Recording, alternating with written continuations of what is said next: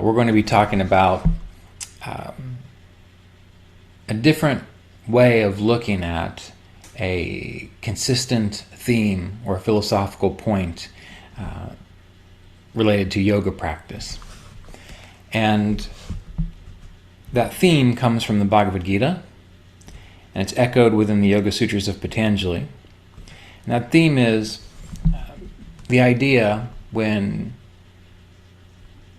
Krishna says that the yogi is entitled to action, but not to the fruits of his or her actions. So the yogi is entitled to action, but not the fruits of his or her actions.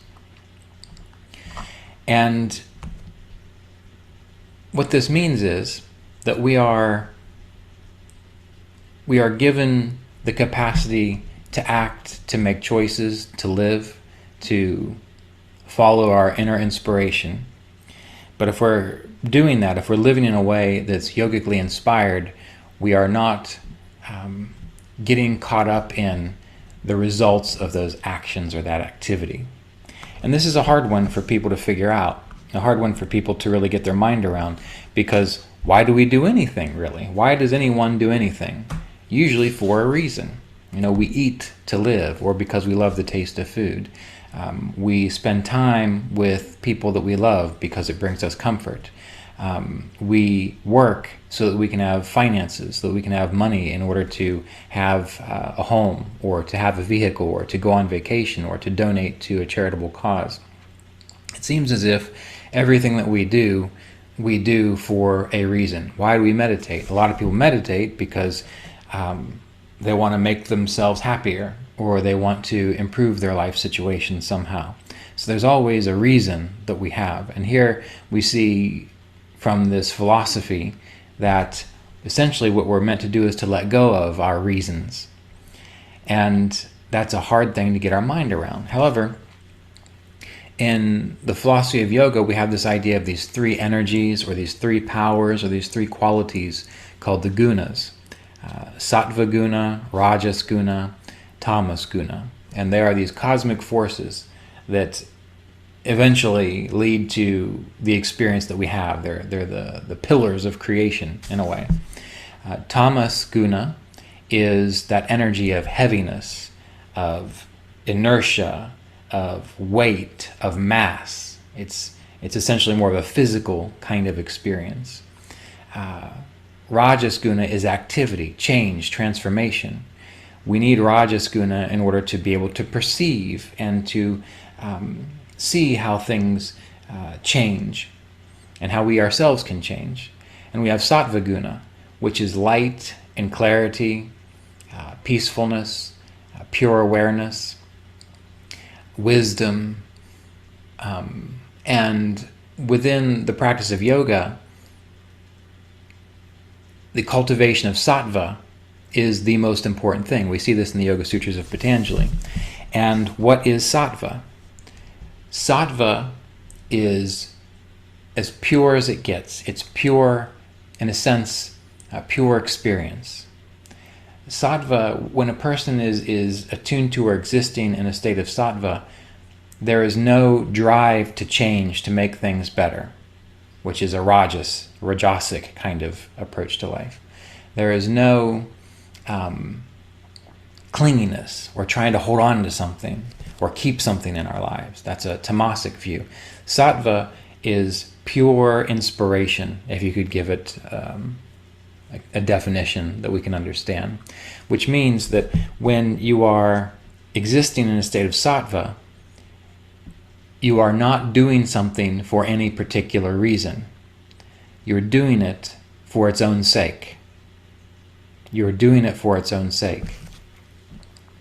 So anytime you're doing something simply for the love of doing it, the enjoyment of doing it, you are doing it for a sattvic reason.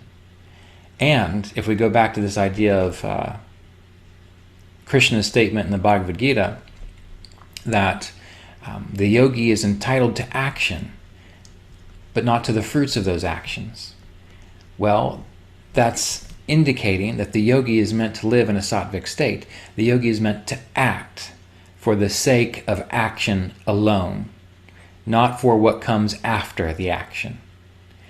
Now, ideally, we want to see this in our meditation practice, where we are sitting in meditation, or we're studying a spiritual text, or we're cultivating one of the yogic qualities, and we're doing it not because we want to get better, not because we want to be more spiritual, but simply because it's kind of just the right thing to do. It needs to be done for its own sake. Now, in the beginning, that's hard, because we have all of these traumas, anxieties, negative conditionings, things from society, things from our family, things from just living life. And so when we're caught up in all of that, it is hard to do things for its own sake, because we're so distracted by avoiding this pain, by not recreating this situation. You get the idea. It goes on. But the yogi is meant to live for its own sake, live life for its own sake, not for any other reason. Now, we practice meditation, and we practice the yamas and the niyamas, non-attachment, purity, contentment, and by practicing those things, we kind of clear up this mess. So while most of the time when we get started, we're doing something because we're afraid, or we're doing something because we want to be better, tamasic and rajasic influences, well, the more that we meditate, even if it's for the wrong reasons, even if we do it because we just want to relax more, even if we do it because we think it's going to make us more spiritual, even if it's technically for the wrong reasons, by doing it in time, it will result in more clarity. It will result in a state of more sattva. Just like practicing ahimsa, harmlessness, or contentment, or non-stealing, or surrender in God. In the beginning, we might say, well, I need to practice contentment because my guru told me it was the right thing to do, even though I'm not really content. I don't really like the idea of it, but I'm going to try. Even if you approach it that way, in time, through the intention of wanting to wake up and be clearer, sattva will develop. And that's really the whole purpose of Kriya Yoga. That's the purpose of Kriya Yoga. Kriya means action. Kriya is any activity which leads to a state of yoga or union. If you were already in a state of clarity, you would not need Kriya Yoga. You would not need an action to get there. Just like if your car is already functioning well, you don't need to go to the mechanic, unless it's for an occasional tune-up or for an occasional service experience. But you don't take your car to the mechanic if it's not broke. And it's not to say that you're broke, but Kriya, the activity which leads to union, you do it to move into a state of sattva, a state of inspiration for its own sake. Now, that's all well and good, and I can talk about this on, and some of you might benefit from this kind of philosophical discussion, but I want to try to bring it down to an experience that is more immediate to your lives, so that you can really get a handle on it. So backing up again, the yogi is entitled to action only, but not the fruits of one's actions. Now, if you can live that way, you are living in a sattvic state. And how else are you living?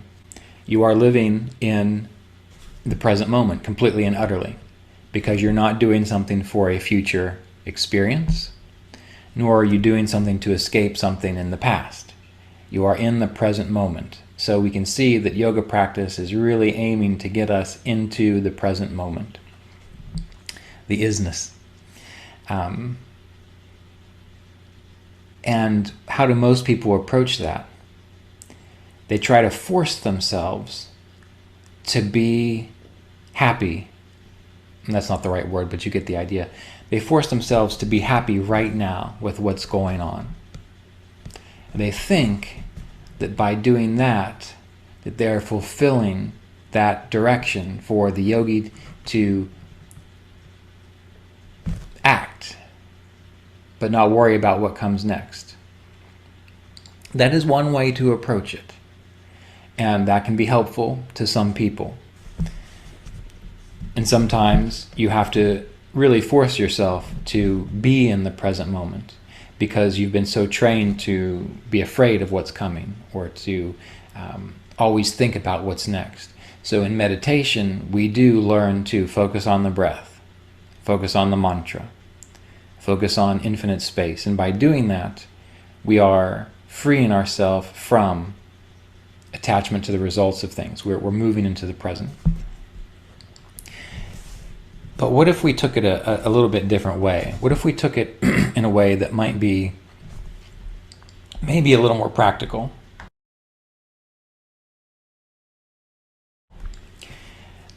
Practical, but not necessarily easier, but maybe more effective. What I'm about to discuss is kind of an obvious thing, but it does take a lot of work to figure out how to do it well. And that is reflecting on, what do you do in your life that requires no other reason than you just want to do it? Is there anything in your life that is the case?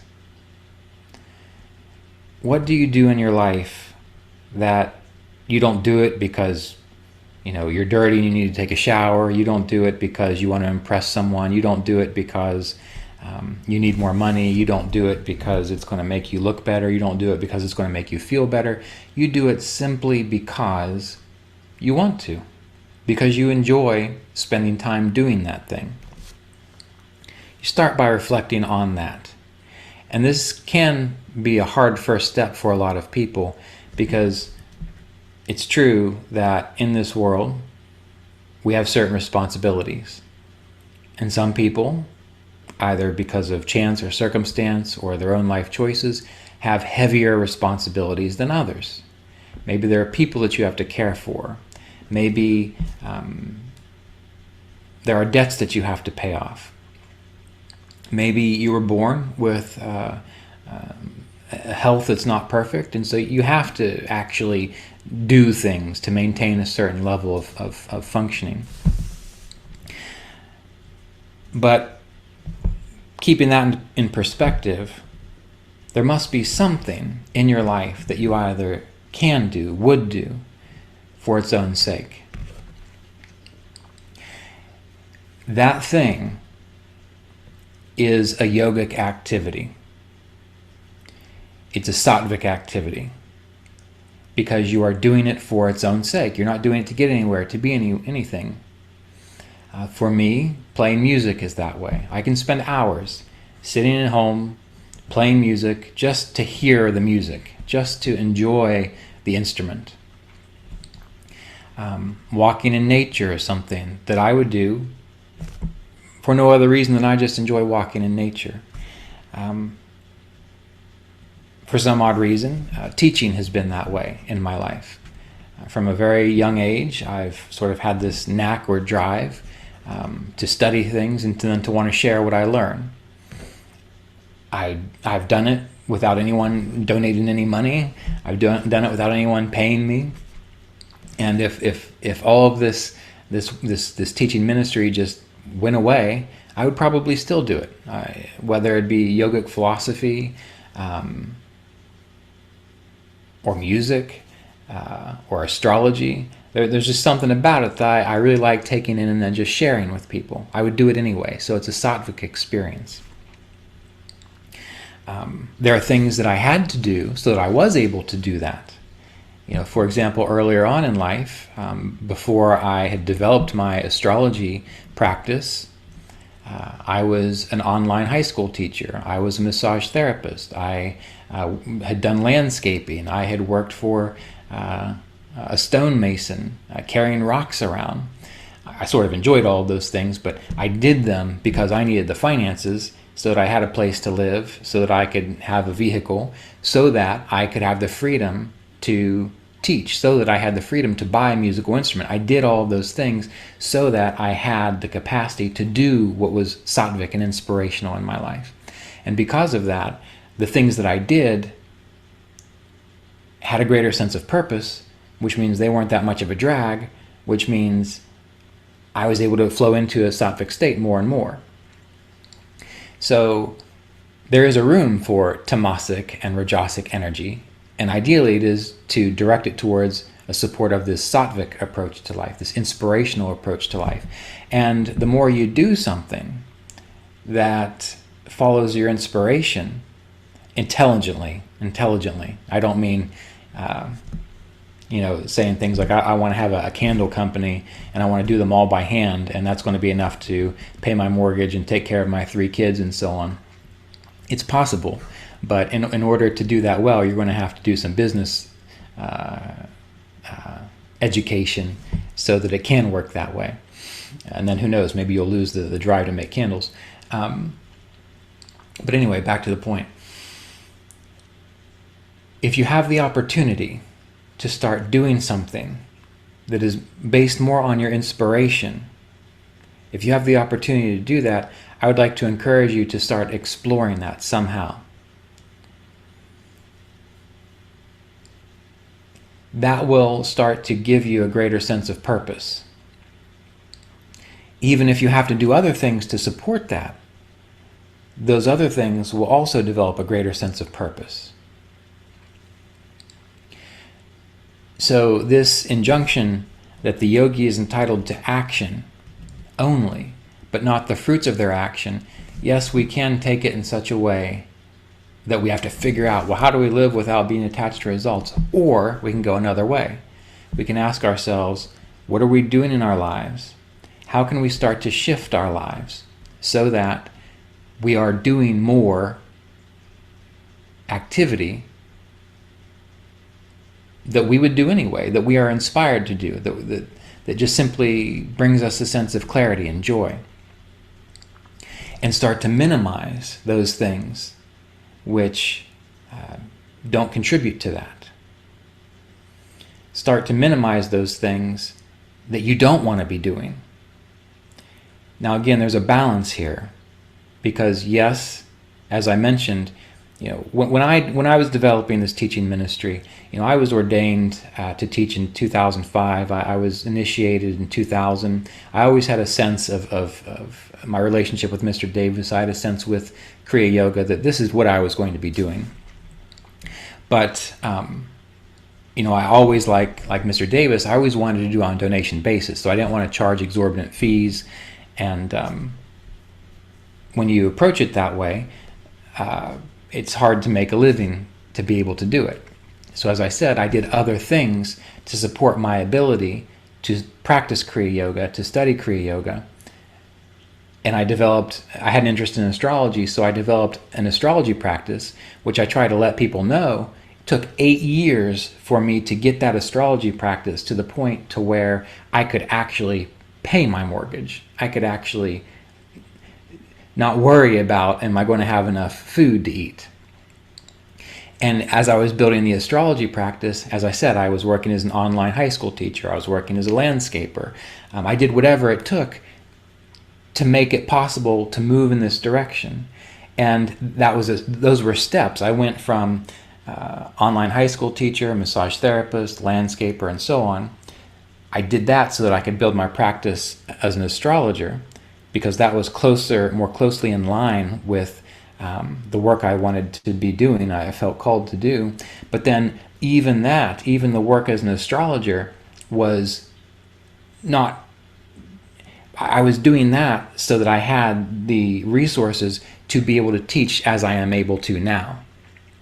And it progressed over at least a decade and a half in that regard. And even though, did I really enjoy the online high school teaching? Not so much. But because it was leading to this ability to follow my inspiration, I got up and I did it. It had a sense of purpose with it. Did I enjoy the landscaping? Well, it was hard work. I wouldn't do it every day unless I had to, but I did kind of enjoy landscaping because I like being outside. Even with astrology, I do love astrology, but not as much as I naturally feel inclined to speak about these things, or as much as I naturally am inclined to teach Kriya Yoga and write and do podcasts. So there was a stepping stone from one thing to the next thing to the next thing, but there was an inner vision or ideal of, well, what would life be like? And this was unconscious. I wasn't sitting around planning this out. It happened kind of, I had the intention, and then these things just sort of followed from that. So you have to have the intention. You have to reflect upon, if I was able to have a sattvic life, a yogic life, meaning a life that I would want to live for its own sake. If I had a life that I wanted to live for its own sake, what would that look like? You have to have that first, or just some general idea of that, because otherwise, if you don't have a target in front of you, you don't really know what you're aiming at. If you've got a target, even if you keep missing, at least you know what you're aiming at. So stop and figure out, and really spend some time with this, because it can be a lot of soul searching, and you can take a lot of you can make a lot of mistakes, and that's not a problem, because for every mistake you make, you learn a lesson. But figure out, if you could be living a life that was sattvic, that was yogic, that was inspired for its own sake, what would that be like? And then you start taking the steps to make that happen, recognizing that you might have to do other things to support your ability to do that. Again, using the example of being a musician. When I was younger, I wanted to be a musician. That's all I wanted to do when I was really young. But then as time went on, I kind of realized I'm not cut out to be a musician. I don't like staying up late. I like to be in bed by 9 o'clock. I don't like the erratic. I don't like the erratic schedules. I don't like having to deal with dramatic people. I didn't like being a musician in that regard. I could put up with it enough to be in bands every now and then, but overall, it's not really my thing. And also, talking with many professional musicians, they would work and tour for a year so that they had enough money to buy an instrument so that they could do it again next year. Being an astrologer, doing all the other odd jobs I did, it allowed me to have a nice instrument and not worry about it. So you see, all of that work allowed me to do the sattvic thing of playing music without worrying about it. So you might have to do other things in order to support what you really want to do. And a lot of these musicians, they work 3 jobs just so that they can play music. Isn't that amazing? Think about that. Some musicians work 2 to 3 jobs just so that they can play music. Now that is a yogi right there. That is someone who is following a sattvic lifestyle, but they realize they have to do other things in order to support this one thing that truly inspires them. So when you think about this idea of living sattvically, of living in the present moment, of following your inspiration, you get out of your head the whole idea that follow your bliss and everything else will work out. You can follow your bliss, but you're still going to have to work hard. You still have to work hard to make it happen. The other thing to keep in mind too is, as you consider this, make peace with and recognize that you might need to make some sacrifices. You might need to make some sacrifices. To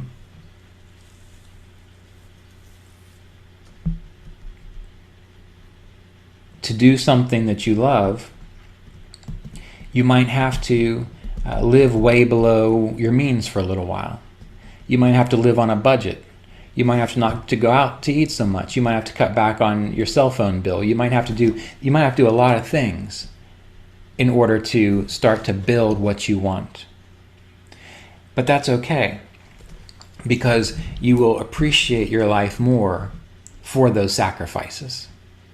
You will appreciate the ability to sacrifice, and it won't be a struggle if you have a real reason to experience that. Again, when I first started studying Kriya Yoga and astrology and getting into all these things, I purposefully chose to live in a house that cost next to nothing. I purposefully chose to work part-time so that I had the ability to focus on meditation and study and what I needed to do to figure these things out. And that prevented me from traveling. That prevented me from doing all kinds of things financially because I didn't have the cash. I didn't have the money. But it was a joy to live. Living itself in the present moment was magical because I was doing what I was inspired to do. So we want to realize or work out the fact that to make positive changes in our life, to learn to live sattvically, we're going to have to work at some things. We're going to have to make some sacrifices. But in the end, life will tend to be more inspired.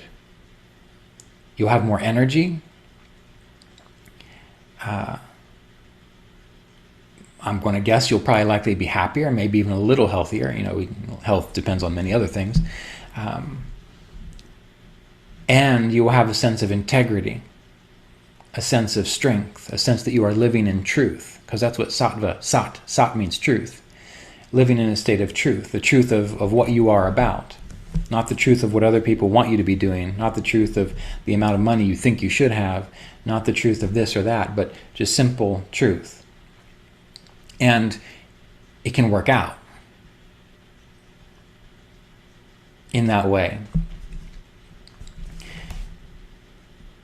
So this is another way of approaching that idea of the yogi is entitled to action only, not to the fruits of their actions.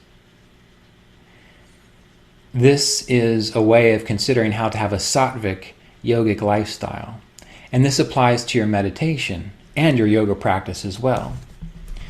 All of these disciplines, all of these things that are asked of a yogi through the yamas and niyamas.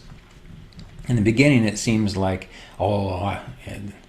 this is such a heavy thing to do. I don't know if I can pull it off. I don't really want to do that, but I've got all these habits and these fears and these anxieties, and I don't want to get rid of them. I'm too comfortable with them. Well, that's okay. They'll go away eventually.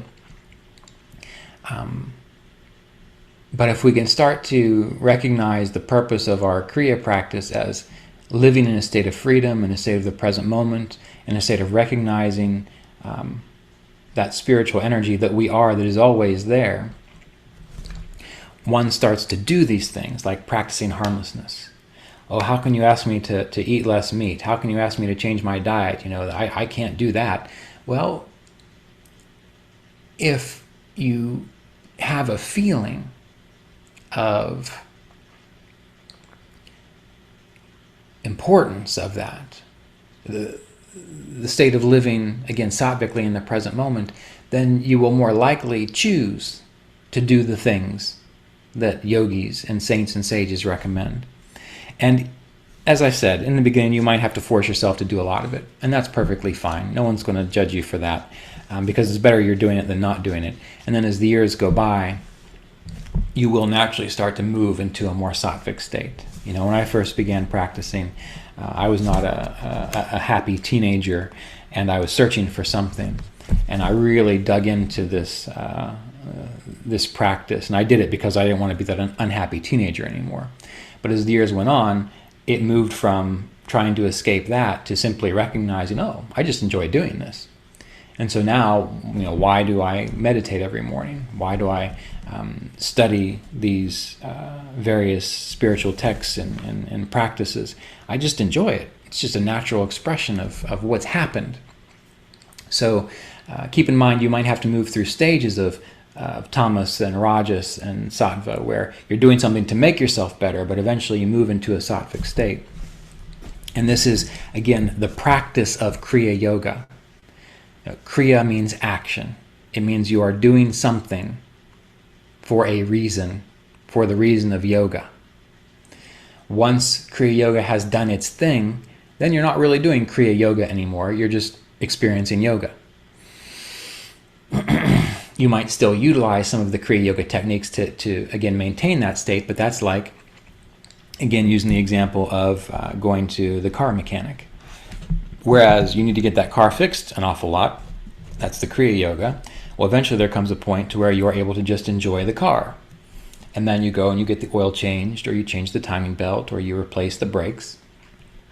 And you do a little Kriya Yoga every now and then just to keep it fine-tuned. But otherwise, you are simply experiencing yoga. And that is really the entire point of yoga. At the beginning of the Yoga Sutras, it's stated that yoga is the ending of the changes and fluctuations in consciousness.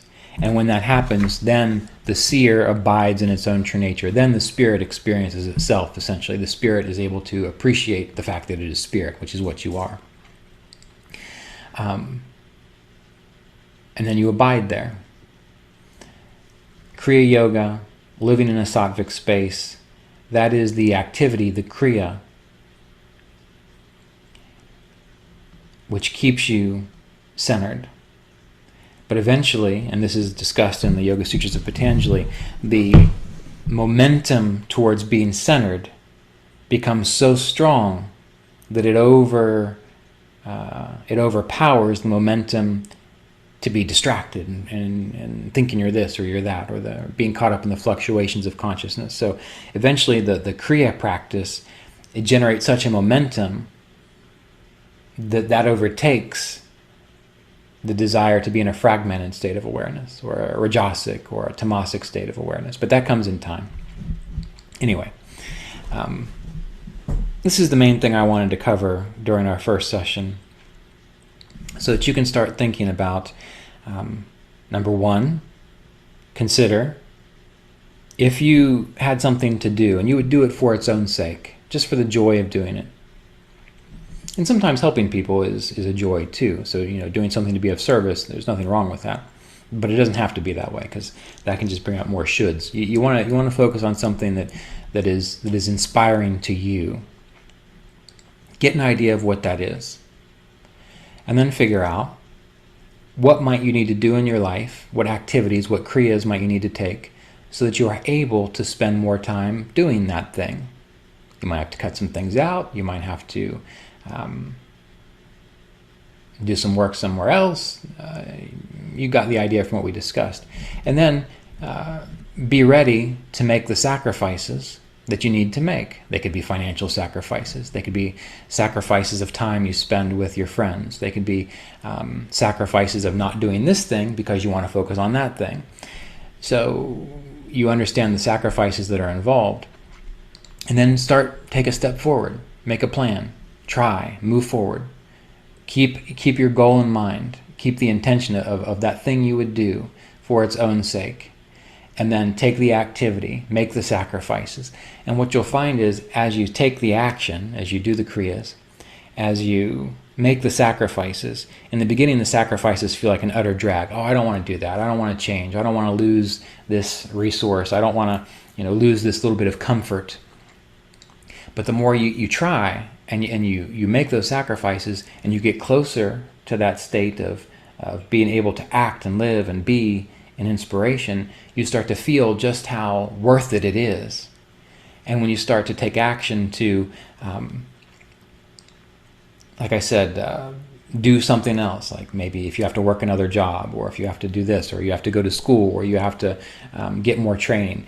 If you take the step, even if you don't want to do it, and you move a little closer to that, or you have to put yourself out there, you will start to realize just how satisfying it is to take that action, to make that sacrifice for that goal.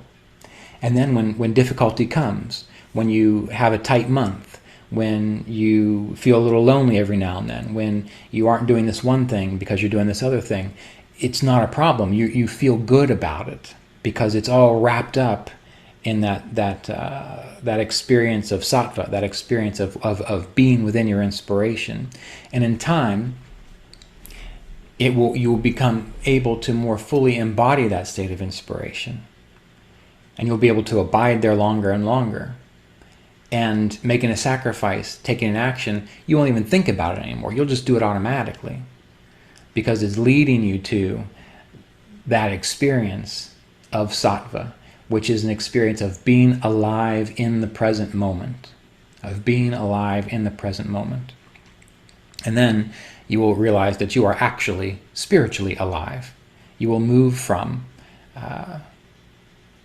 doing things out of conditioning or fear.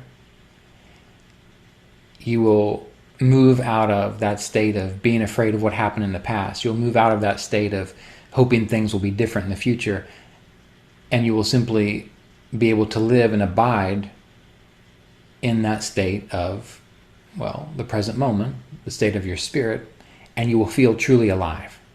So you will catch glimpses of this from time to time, generally speaking, but it can be cultivated in the way we're discussing.